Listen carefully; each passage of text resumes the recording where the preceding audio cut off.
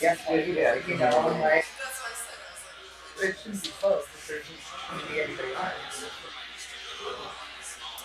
That's true. We may have had to change it because we All did right, have. folks, can you hear me? We are back live. We Okay. switched over to another internet service, so we should be good right now. Let me know if there's any issues, please, in the chat box. So, real quick, we were talking about a collaboration they did with Riverlands. This is what's this called? It takes two to mango. It Takes Two to Mango. All right. Yeah. It is only available at the tap room here and at Riverlands. So get out there and get a piece of the action. You guys want to tell us a little bit about it real quick? Well, we worked together on it. It's a really good style IPA. Yeah, it's a really good style IPA. It's a lot of mango puree in it. So a little bit of lactose. Yeah, and what we did, we came up with the recipe, and then it kind of went back and forth between us, and maybe we should use this hop. Yeah, we use cashmere. I picked cashmere hop. It's fairly new. It's tropical and mellow. So I thought that would be a good hop for this. So we used that and some citra. Uh, like I said, you take the recipe back and forth. Um, so you decide on it, and then you make it. Eric came up here. Eric and Nick.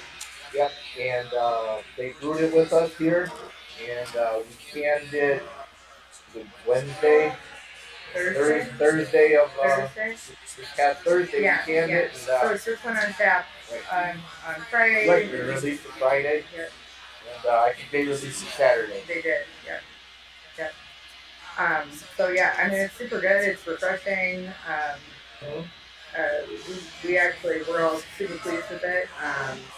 And we've been talking about doing a collaboration with Riverlands for since pretty much we opened.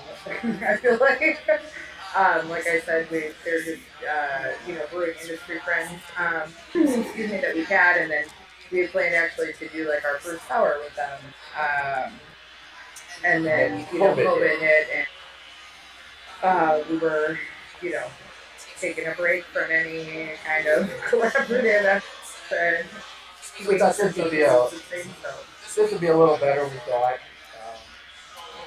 There's a sour. We wanted to do the sour in the spring. We're probably still going to do this collaboration sour, but it'll probably be March. And then we're going to do another collaboration with them in a couple weeks, right? Right. We're doing a Imperial stout, Imperial rice stout. Awesome. We'll do that one at Riverlands. So that'll be out, in the next couple months or two. So you touched on COVID-19. How does it affect your tap room and stuff like that? What do you guys got going on? It's been really fun. So obviously, the COVID has impacted, the industry, the bar, restaurant, brewery industry substantially. We honestly had with the first side when Illinois was in phase 3. We're incredibly grateful for our customers coming out. I set up an online store through Square, which is our POS system, and the last month or so of doing that was it was amazing. We're like I said, we're just incredibly grateful for the amount of support that we got. But it's stressful, it's tough, and our goal here is taken very seriously. I know you guys saw when we walked in, like this is not what our tap room normally looks like. I think actually I can't tell in the background of this if you see like I don't think you see the bar at all, but we have like got plexiglass up, masks are required. There's a lot of restrictions, that have been put in place. We had a hard time supply issues, during phase 3 specifically. I know it's been hard for everybody, but like I said, we're grateful for the support that we've gotten, and we are, our goal is to just keep staff and our guests safe here. We don't We don't want to move back places. We don't want to, we don't want to be shut down again. We want to stay open, and we're just grateful that we can pour beer right now. That we've been tasting. Um, I don't know. Yeah. It's kind of rough. I'm a little rough. Yeah. But it's fine. We're just, like I said, we're just happy that we can pour beer right now. We've been able to make beer the whole time, of course, and honestly, the one thing that it did do before COVID, the only beers that we had ever put in cans were the John Boy Pills and actually the Needles IPA was the next beer that we're going to drink here. Um, that was like our first canning run last January, and then by the time we got shut down in March, we were basically for curbside just doing all distilling crawlers, which was our poor October crawler machine was working overtime, and it was just myself and another staff member. Um, so that kind of pushed us to basically now everything that we make for the most part, unless we do like a super batch, like when releasing something, is available in cans as well. Is awesome, and that's helped us with our distribution a little bit. And so there are some that I try to look at those as super positive things. Those were steps that we wanted to take, eventually here. But we got pushed into it a little bit, thinking, no. So we're incredibly, we would have never been at Hazy and doing this here with you guys. So, if we had not had to make that push into canning all the beer and stuff like that. So, and we'll continue on with that just because, we want to offer our beers to people and not just in the tap room and doing fun things like this with some cool places is awesome. So Awesome. help expand our brand and we're grateful for that. So All right, cool. So we're gonna move on to the next beer, but real quick, since we had such a lousy connection, could we go over the Johnny Boy Pills right now, real quick, quick summation about it? What kind of hops did you use? What it's a German Pilsner. it's a German Pilsner. We used I used that Mandarin Bavaria and some Hallertau hops in it. So they're both from the Noble region in Germany. So it gives it a bit of the Mandarin Bavaria gives it a bit of a citrusy, taste to it. Uh huh. I think people really like that in a Pilsner. It lightens it up. It's very refreshing it's kind of nice. That grainy sweetness that you want a little bit from a German style Pilsner, but then it's still finished and crisp without being overly hot. I know dry, hopping or is a big thing right now, and I love Pilsners and lagers are my jam usually, so I love that as well. But I love I love the John Boy's right? I don't bias. So I'm like biased. But and like I said, this has kind of become our flagship here. So you can actually expect to see this beer in Lodi Tap Room or Taphouse is doing an advent for this holiday season and find this beer along with 23 other awesome Illinois breweries in that advent calendar. Awesome. Yeah, I've seen that before. What's the price on that? Like $80? I think it's like $80, but there's a lot. Some of it's going to some kind of philanthropy. It's part of proceeds go to Toys for Tots. Okay, awesome. Yeah. All right, guys, we're gonna move on to the next beer. It's Needles Hazy IPA. Yeah. This is what? No, that's okay. I know I'm like. Okay, so this is a New England-style IPA. So let's talk. What is a New England-style IPA for those people out there that aren't familiar with it? It's not as bitter. It's gonna have some haze to it, but lots of hops. Yeah, I was like, ours is pretty hoppy. Yeah, you're gonna taste the hops in it. you don't want it to be too bitter. And but in a New England, you want the haze. You want the haze to try to stay with is for us. It's hard to get the haze to stay. We got it down. Needles I started out as a non-heat. Juicy IPA. Yeah. We just found the right combination, and so it's our true New England haze. So yes, the IBU on this is like 80. So explain to the people out there what IBU means and what is there a rating from 0 to 140 or something like that? Or? Well, International Bittering Unit. It is. They say you really can't taste anything. Like 100's the limit. Anything over 100 you really can't go anymore. But of course, the higher the number, the more bitterness from the hop you're going to get into the beer. You add the hop early in the boil, and brings all that, gives you all that bitterness, all that oil. So from start to finish, when you guys start brewing this to when you put it in a can, how long does it usually take for this particular one? About 2 weeks. Yeah. It's roughly 2 weeks. Yeah.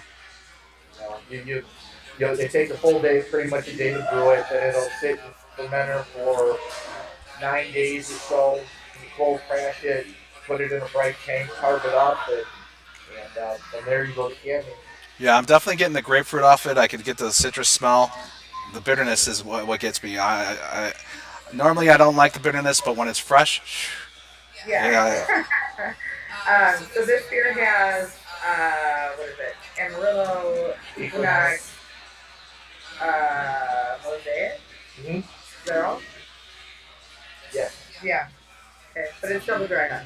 Right. It's probably a centennial. All right, so a double dry hop. What's that mean for people out there? Yeah, there's so many hops that go into it. We just put it in at different stages. Okay. In the fermenter. Okay. So hey, Katie, lift up that computer and show them the fermenters real quick. Oh, sorry, it's gonna be awkward, y'all, but if you've ever watched me on any of these live things, you know I do awkward shit like this all the time. So here's the brewery. It's little, but we have a 10-barrel system, and then so we have 2 10-barrel fermenters and a 20-barrel fermenter, and then a 10 and a 20-barrel break. And we just got a new guy. Got a question. Where is it? It's not in here yet. Oh yeah, I was like, it's not there. Right. Starting our space? Yeah, so we just got, it's a 10-barrel though, right? 10-barrel. 10-barrel fermenter. So, yeah, so excited about that. So between us and the folks out there, what does one of those run? Cost-wise? Yeah. A lot. Yeah, 10 grand. Oh wow. Wow. Well, Is there multiple places out there you can get these, or there's like one place you can only get them? Places, yeah. Of course. Our original equipment is from what? Rocky Mountain Vessels. They're in Colorado. They made all of our tanks that are back here now are all made there. They're American stainless steel roll. They roll it. They weld it. Assemble it. Everything there. We do also have a little pilot system we got a little while ago just so that Doug can play around with some different styles. That's the system's a Ruby, and then we have a stainless steel blue tank. So what was the last one you played around with that you actually made into production? We do Goza, and we play around with seltzers on them. Also, that was amazing. No, it's a pomegranate. Oh, pomegranate. We know what's going on here, really. Yeah. We all know what's happening here. We got another Goza we're going to make on Friday. Yeah, and what are we doing? Cranberry. Oh yeah, we're going to do a cranberry Goza. Oh really? That's awesome. Cool. That's awesome. I'm really excited about cranberry. I love cranberry. Microphone makes that killer cranberry and cinnamon, like, what is it, breakfast at Tiffany's? Yeah, right? breakfast at Tiffany's, Anyone? I think. Anyone? I think Leinenkugels makes one too, I think. I think Leinenkugels makes one too. Do they? Yeah. They Yeah. make like it. Well, according to the comments in the chat, guys, everyone's loving this Needles and Hazy IPA. So The noodles? yeah. Thanks, guys. We like the needles. The needle. I mean, it's this, and then we have another. We've been making this since we opened. We have another fresh American IPA called Big 848, um, named after Huntley. Like I said, Union Special took over this building in 1948. So a lot of our beer names, or most of them, some of them are just funny because, like, we're so hopped because we're so inject free. So if we didn't make some funny beer names, it's just silly. I don't know. But anyways, most of our beer names have something to do with either Huntley or the Sewing Factory, or we try to tie in some kind of thing there. Oh, where was I going with that? You guys, this happens to me literally all the time. I had a whole thing. that I was saying. I don't know. It's gone. No, it's gone. That we've been brewing the Needles Eye since we opened. Like those 2 years, the Big 8 and the Needles Eye are 2 of our original IPAs that Doug brewed. And then the Hazy Eye, or the Needles Hazy Eye has evolved a little bit. But those are like our 2 like flagship IPAs that are always on tap, the 2 that we continue to make. We try to change things up a little bit and bring in beers and styles and all that stuff. But those are 2 of our like staple beers that are always around and always available. So we're glad that you like the Needles. Awesome. That was the point. I found it. I figured it out. Sorry. All right. What else we got going on over here? Let's see. Are we going to the Sonic? We're gonna move on to the Sonic Hop, the double IPA. Okay, this is the only beer of yours, guys, that I've had an opportunity to taste before, and I love it. It is, yeah. Gus was like, I asked him if he had a preference for this tasting, and he said as long as you do the Sonic, then we're good. So here we are doing the Sonic. This is also Doug's favorite beer, in case he doesn't tell you.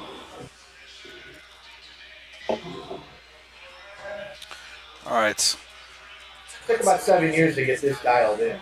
Did it? Yeah. This was one of a version of this was about the 3rd or 4th year I ever made. Oh, really? I'm finally got it after, you mess with it, you put too much hops in it, then you take them out. Put more, back and forth. And Yeah. So we finally got it. The right combination of hops, the right combination of grain. Well, you dialed it in for me. This is probably my favorite thing that you guys got coming out of here. Thanks. Yeah. What else do you put in it? What's that? Columbus, Chinook, Centennial, Cascade, Amarillo, and Simcoe. I did have to look up a note sheet. Sorry. I forget every time. It's a lot. I got a lot going. And we brew this one with honey also. Yeah, I mean, to me, the IBUs on this isn't as a punch in the mouth as the last one we had. It actually has a little bit sweeterness to it. Yeah, the honey balances out the hot. It really helps. Yeah. In theory, this beer is 95 IBUs. Like, Right.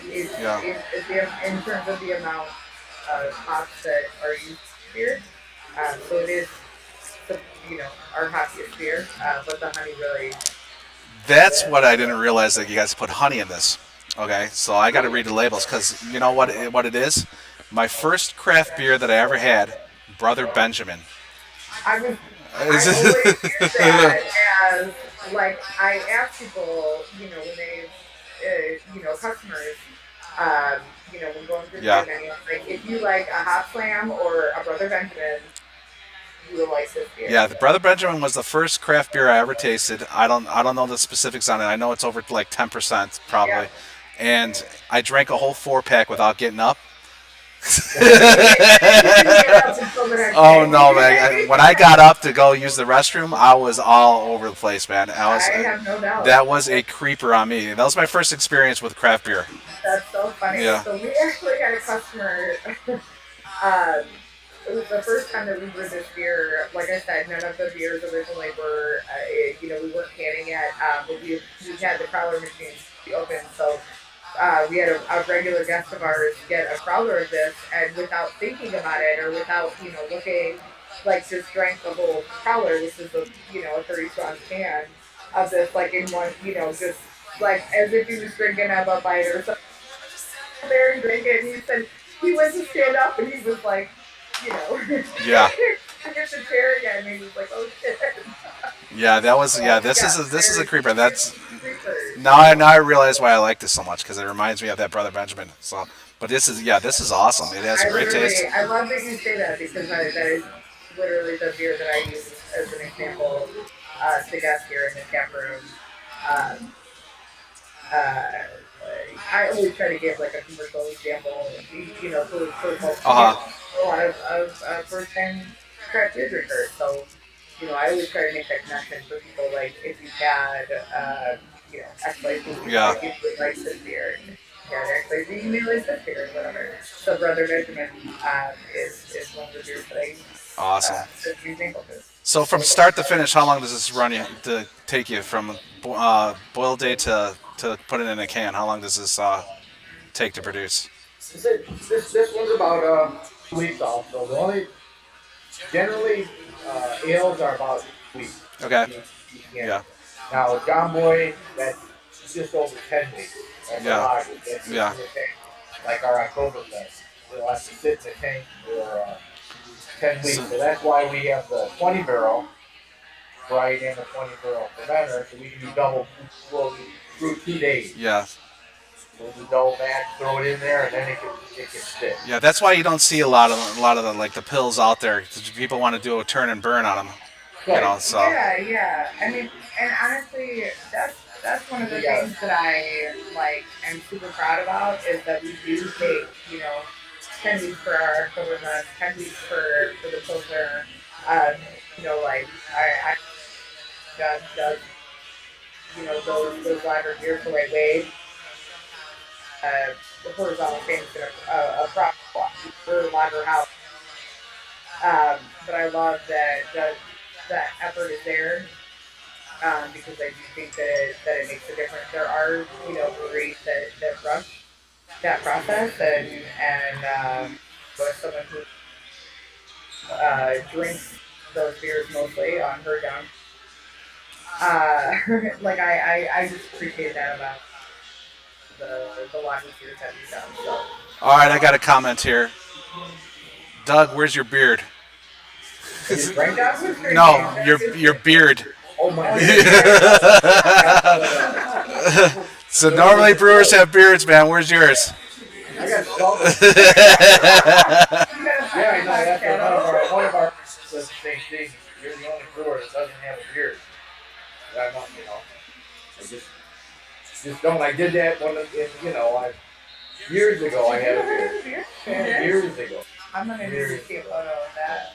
That's hilarious. That's hilarious. I got There's other. a big joke. There was that picture floating around the internet with a guy, clean cut guy, Yeah. taken away by the police, saying can't be a brewer. Yes.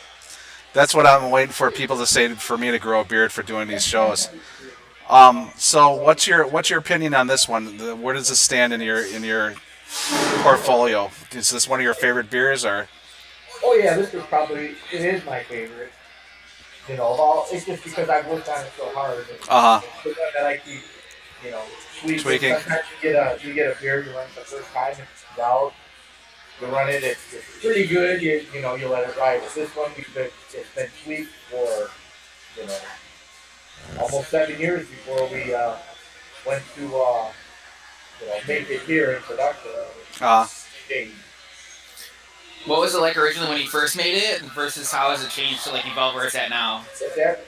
How was it before when you first came through, and then how has it changed to now? Well, it's mainly the hop bitterness.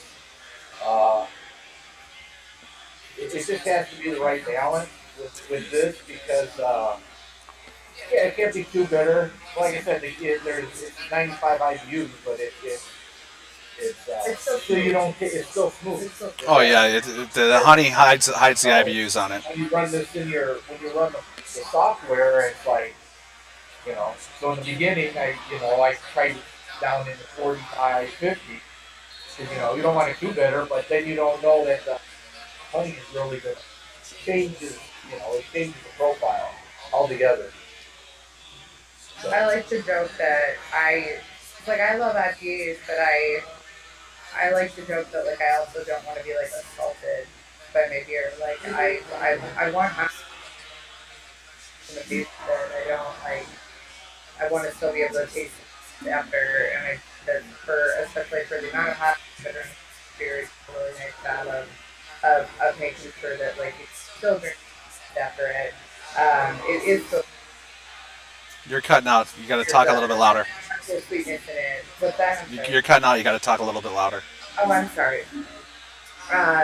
No, just that it's it's just a balance. It's a super hoppy beer. There is a little sweetness, but it's just well balanced. It's not.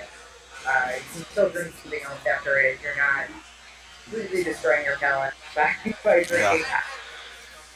Yeah. Everybody has their just like that. For me, it just works really well. How much honey do you put in? In this, it's about 100 Yeah, it's a lot. first 10 barrel batch. In theory, it could be a braggot beer, yeah. But All right, so I got 2 more questions on here from the chat. Have you ever wet hopped a brew? Wet hop? Yeah. Not here. All right. Not here. We did actually on our pilot wet hop beer. It takes so much. Yeah. It's messy. It's worth it. We were gonna do it this year. I grow my own hop. Oh, really? That's awesome. Yeah, but this year I had in the spring I dug them all up and replanted. All right, So so couldn't do it. We were actually gonna do a wet hop beer on our pilot system. I didn't have enough to do it. Hops are about with a wet hop beer, it's about a 10-to-1 ratio. So where you would need 1 ounce, you need 1 ounce of the pellets, you need 10 ounces of dry hop. right on, right on. So should we expect one from you in the future then? Yeah, it'll probably be because we're basically growing now or new planting. Next year it should be able to get enough out of it. And I got another question here from James Martin. Will they do a Belgian beer? Well, we had a Belgian strong, it was Monk, and what's sitting in our tank here right now is we made the Belgian strong a year ago, and it went pretty good. It was called Raging Monk, and now we've actually got about 50 gallons of it in our small tank that we barrel aged. Oh, okay, awesome. So sitting in Heaven Hill barrel. Yeah, all right. For a year. All right, so will you guys distro that or only sell it out of the brewery? That'll probably just be out of the brewery. We're probably only maybe 100 bottles. And then it'll be on tap in the tap room. So we'll have information about that. Yeah, so follow the site, guys. Follow them on their Facebook page, and you'll get all this information. It's Thursday we're brewing a Belgian triple. Oh, awesome. So that'll be a couple, again, probably, that might take, because of the high alcohol in it, it might take, 2 or 3 weeks. So I'll be ready for the holidays. Yeah. Awesome. That's what we're planning. So, and then there's another Belgian we did have our wit. That was at the, on the later side. We had that in the beginning. Generally, we put fruit in them, and it went over really well. That was tap room, like before we were canning or distributing. Yeah. The next is the triple. That gets brewed on Thursday. All right, guys, we're going to start on the next one. Yeah, my mouth is watering about the Tripel too. So we all like this one. Let's see what we got here.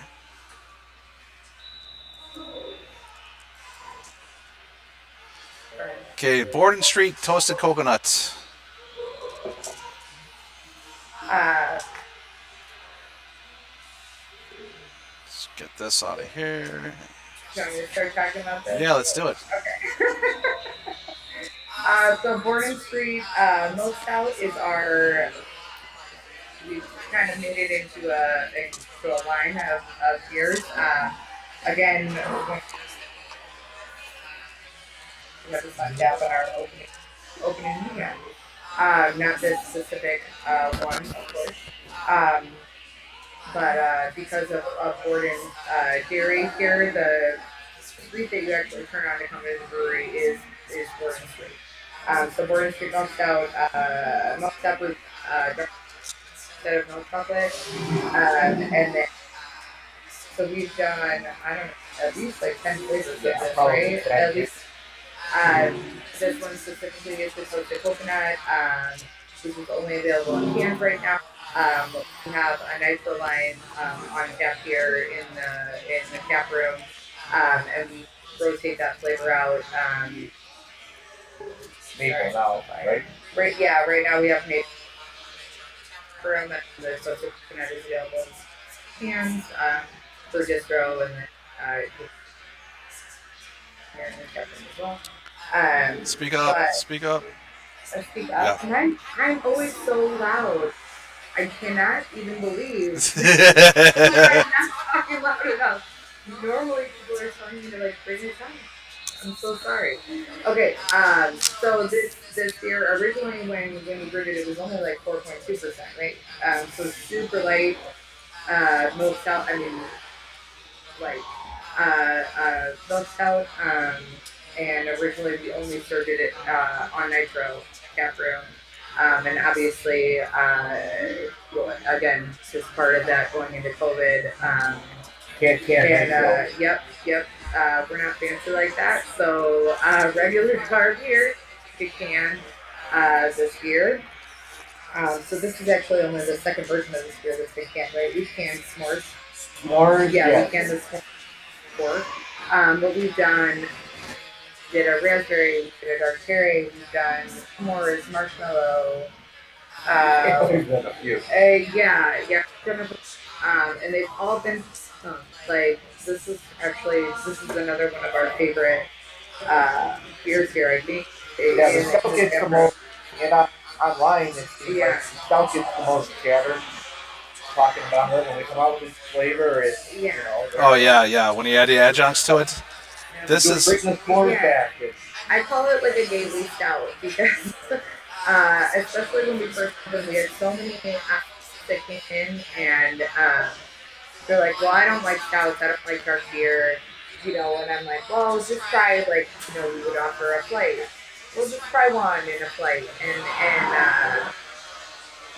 because it's so light, like, I think that people who are new to the craft beer scene, especially, like, think that all stouts are whatever, you know, they're 10% or more. Yeah.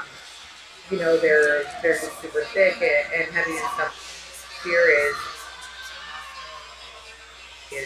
actually light, which is, you know, traditionally what a milk stout is supposed to be anyway. But again, because of the dark chocolate, it's got this nice roastiness to it, whether it's the original flavor or, you know, then paired with the toasted coconut. You know, it just balances out really well. It's good. It's easy to drink.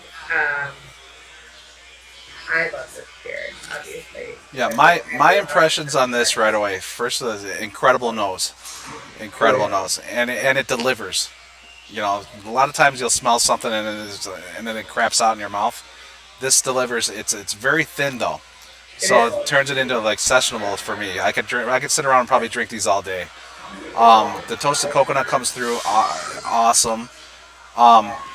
For those of you out there that are saying, you know, whoever said your can says 5.5%, I'm pulling my information off of Untapped, and Untapped's got you guys at 4.2% on this. So that's my fault. Yeah. Sorry. But so that's why I said the batch of beer that was brewed, not just the toasted coconut, but like the Borden Street made all. We got the original, like without any other adjuncts in it. We've done all the 10 or more of these other adjuncts in a year and a half. That original batch was so, What happens you is know, when we started, when the brewery first opened, all the equipment was brand new for us. And this was one of the very first beers we made. So we were still working on our efficiency. Yeah. Still getting a little on the low end. Yeah. Took care of that. which isn't bad though. No, it wasn't. It never Either. on, and on nitro, you had this on nitro. It's like, I mean, you get the head and put cream on that. So you guys don't, you guys have any plans on doing this nitro again, or? Well, we only on tap. Oh yeah. Nitro's always on tap. I'd like to try that because that'd be incredible. You can try the maple is what's on next right now. So you can try that before you go. But yeah, I mean, this is one of our staple beers that we always want to have around. Again, a different flavor, or at least bring back. We like to change this one up. But yes, this batch is about 5.5. So that is correct, and I'm sorry that it's not right. Yeah, that's my fault. Security, get her out of here. That's awesome. It would be killer for me to go through. So originally the batches were about 4.2. They kind of moved up to 4.8, and now they're around 5 to 5. If this was 4.2, I would definitely drink this all day long. Well, yeah. I mean, even if 5.8. Yeah, let's not talk crazy here, all right? This is what's cool about it though, because again, like especially folks that are new in craft beer. Yes. It's hard to drink. It's hard for me. I have been drinking beer for a while, and it's hard for me to drink. Barrel aged stuff. I can drink that shit all day. Like I love it. But like you can't have that stuff, and you can have more than one of this beer, and that's what I personally love about it. Let's talk about your tap room real quick. Let's how many tap handles you guys got? What flavors do you have running through them all the time, or? So we have 12 beers on tap, all pretty much all the time, or as often as we can. Again, because of COVID, we have our keg inventory kind of goes in and out because we're pretty focused on getting distribution. Yeah, stuff in the can so that we can make sure that if something does happen, do go back in phase, that we are able to still sell beer. All right. Less, not having packs run out of growlers, then we only kegs and cooler, and then would not be able to sell any beer. So, our keg inventory is a little bit more. But we try to always keep all things on tap, and then we do save one tap line for a cider, just so that we always have something gluten-free on tap, and for folks that do come in. What ciders do you go through? Do you? So we pretty much exclusively, I think maybe once had a different brand than this. With Two Cool Cider and Naperville. Again, part of that, like always supporting local. Yeah. We want to make sure that we try to do that as often as possible. So right now we have a pineapple on draft. We try to keep pineapple or the rosé on draft as always. Actually, like literally since we opened, I've always had one of ciders on tap. And then we have different cans as well. We also started carrying the city water, which is part of Salisbury from Taphouse. And then Doug started, brewing some of our own hard seltzer here. Oh, that's awesome. Which has actually been super awesome. Like the ones that we did over the summer, about today, right? Yeah. That first batch that we did, we've just been doing that on our small batch system. But so we've done a key lime. Do you guys plan on destroying those? So we have not destroyed any seltzer so far. I think that this cherry lime batch that we have right now, I do believe we are um, going to be able to do like one Yeah, right on. it's pretty much They're picking up like we have Untitled Art, and they're flying out of there. But I mean, they're flying out of here at a high price. You know what I'm saying? So Ours is ours is hard seltzer. Ours is just like mild. It's not like truly. I mean, it's ours is hard seltzer. 6.5%. Oh, right on. So, instead of getting like a 4.5% seltzer, they were like, oh, I'll mix this with vodka. Yeah, no, don't do that. You would feel like shit this day. We're gonna start eventually. They're working on the yeast and nutrients and that. A new yeast and nutrients out there now that you can. It speeds it up. It takes a long time. It takes a long time because there's no nutrients in the water. Oh, right on, right on. It takes a while to. But it's something that you're looking at to add into your portfolio then. Right. So we soon will be doing a larger batch of it and then distributing it from there. And then we probably, when we do a large batch, we split it into fermenters and we do different flavors. What about? I've seen other breweries breaking out into CBD sodas. Is that anywhere in your radar? Yeah. In our immediate wheelhouse, but I personally really enjoy the ones from Mars. So. Yeah, their Schraub sodas are awesome. Yeah.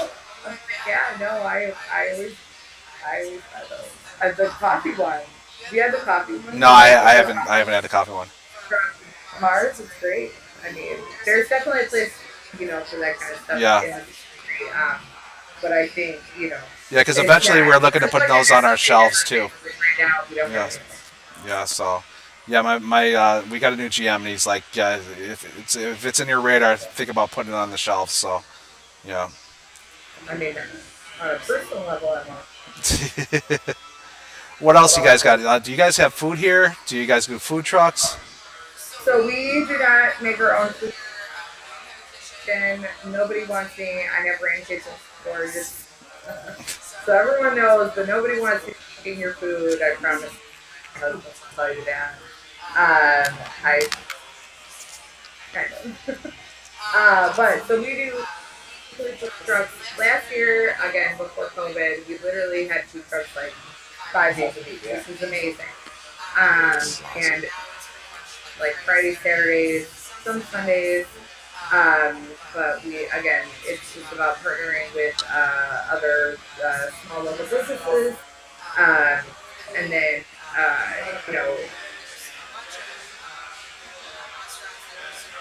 that deliver free. To bring your own food. The next couple ones that we have are, I think, next Friday. I don't even know what the date is. Right? I guess I didn't know that. Next Friday. Today is Sunday. Pierogi dough. And, thank you. One of the owners here used to checking in on the beer, like a nice guy.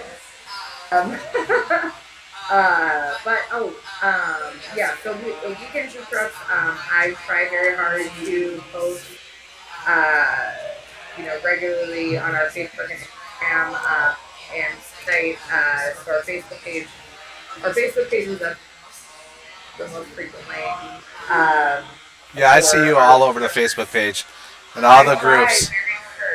Chicago microbreweries, Rocker Craft Beer. So yeah, that there's a lot of great pages like that on Facebook that are super supportive of the breweries in this area, which is cool. Including Cam,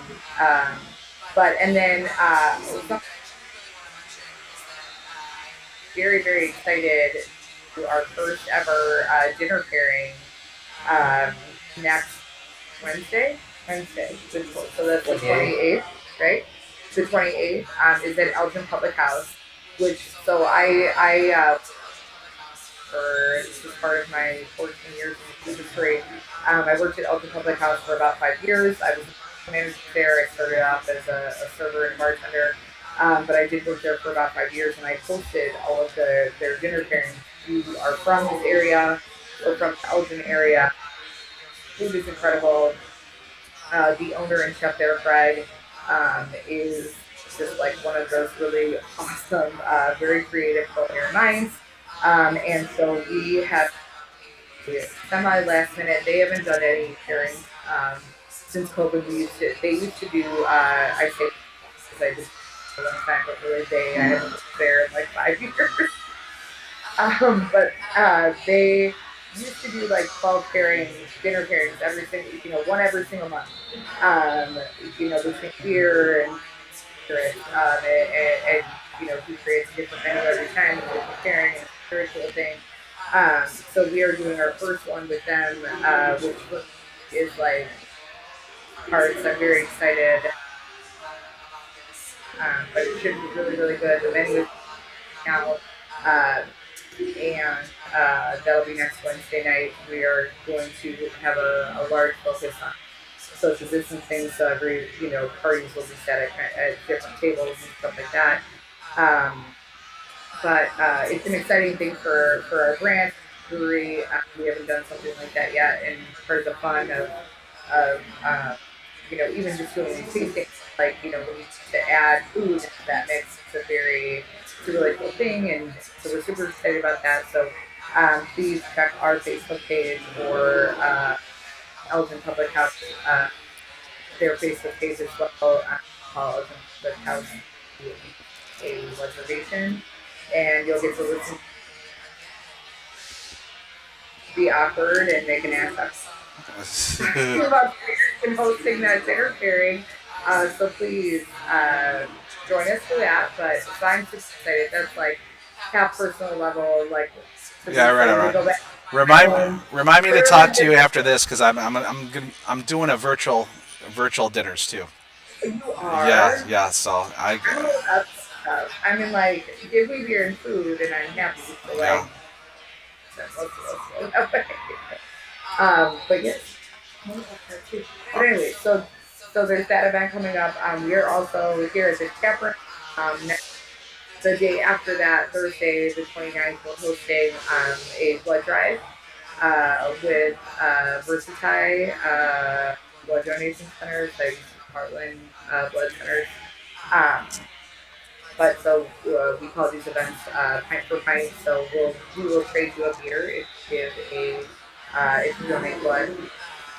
There is a critical course, so during COVID, a lot of their donation events have been sold in the last 8 or 9 months. So there really is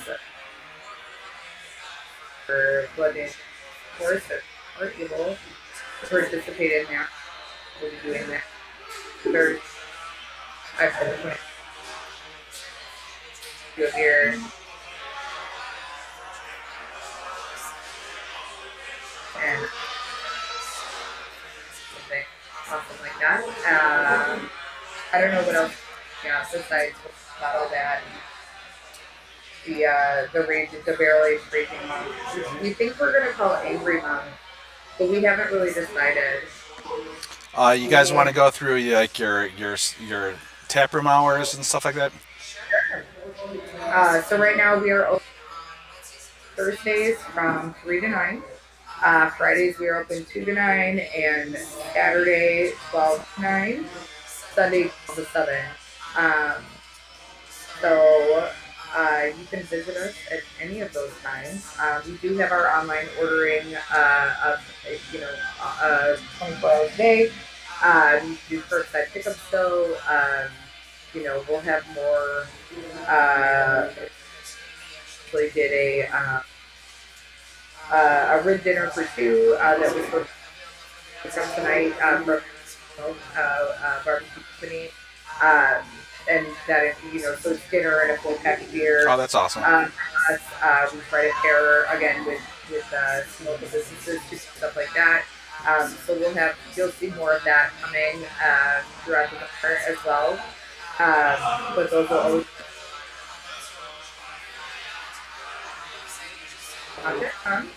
and go under the beer go section up at the top. We'll take you right to our online store. You can find it on our Facebook, Instagram pages, all in our bio. I don't know. I think that's all. I think we covered just about everything. Let's do a few parting words, and we'll go from there, folks. Doug, anything you want to say to the guests out there? Any parting words? Come enjoy our beer. Yeah. We're trying to put something out new. Yeah. We're trying to keep it new and fresh. We're trying to come out with new beers all the time. So. Yeah, I think you got a good fan base in the DeKalb Sycamore area right now. So I mean, I'm happy to carry your beers. Everything's going very well. I do want to tell you guys that we do have a on some, winter plans.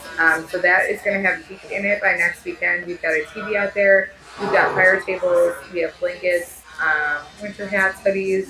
I'm going to get y'all some hand warmers and stuff. Like, we are trying to make it so that you all feel comfortable, like coming and hanging out with us. Seating looks limited for winter. Because we all know it is what it is right now. But we are really trying to so that people can comfortably enjoy the beer here as well. But to go beer, we're focused on doing go beers. If you followed us during when we were in phase 3, when we were just doing first night, I tried very hard to create these. I mostly call them like snack pack packages. But partnering with local businesses to do food and beer pairings or local products with our beer and stuff like that, and we'll continue to do that kind of stuff over the next few months. So we appreciate you watching, drinking our beer, supporting that you want to keep doing that because we wanna be here and keep, like I said, keep serving you guys beer. So thank you so much. All right, guys, that's gonna wrap up everything. I got a few things to say after this. Thank you, Doug. Thank you, Katie, for taking your time out of your day and spending it on Sunday with us. Thank you so much for being here. This is awesome. All right, so we got a couple sponsors this week, guys. We got Trace Katie from Isogenics. He's an independent associate. He's all about the health and fitness programs. If you guys need some consulting on that, give him a call. He's in Sycamore, Illinois. Forge Brewhouse, as always, they always back us. CJD at Forge Brewhouse. Next week we have, hold on, let me split to the transition. Next week we are going to Obscurity Brewing in Elburn. They're a new brewery, meadery that's opened up. If you guys haven't heard, we're going to be spending some time with them. And once again, I'd like to thank So Hopped and Huntley for having us here. Drink their beer. It is very good. They're very friendly. They know how to take care of everyone. So we'll talk to you soon. Cheers for now, and we'll see you next week. Keep an eye out. I'll be doing random brew tastings during the week, live, sporadically, and we'll go from there. I just wanted to say thank you guys for showing up. And this has been an incredible trip for me. You guys are very supportive. I thank you for coming out every week and taking the time out of your days to see what's going on with us. All right, we'll talk to you soon, and we are out.